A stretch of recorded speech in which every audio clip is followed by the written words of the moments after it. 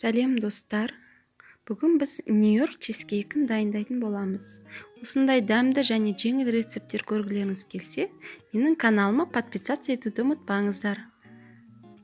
Ең алдымен бізге печеньеден 300 грамм, 150 грамм сары май, творожный сырдан 400 грамм, сахарный пудрадан 100 грамм, жұмыртқадан 3 штук, қаймақтан 2 қасық керек. Печеньені алып, блендерден майдалап тураймыз. Блендер болмаса, салафанға салып, оқтаумен скатерть етсеңіздер де болады.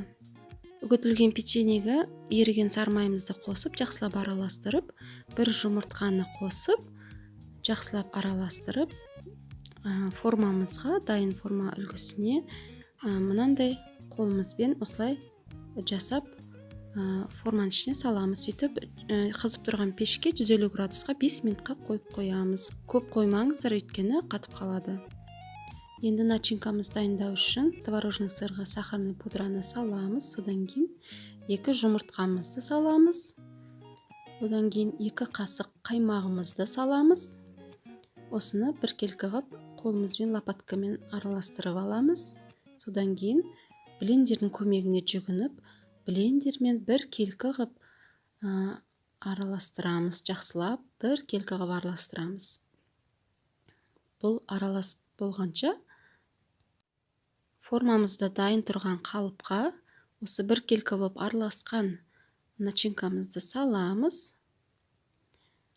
Лопаткамен салсаңыздар өте ыңғайлы, бәрін қырып, шет-шетін бәрін салғанға. Сөйтіп, біркелкі қылып салып формамызға. Егер беті жолақ-жолақ болып тұрса, бұлай шет-шетін қолымызбен сілкілесек, беті біркелкі болады. Бұлай сілкілеп қойсаңыздар, біркелкі болады. Содан 150-160 градусқа 60 минутқа қоямыз.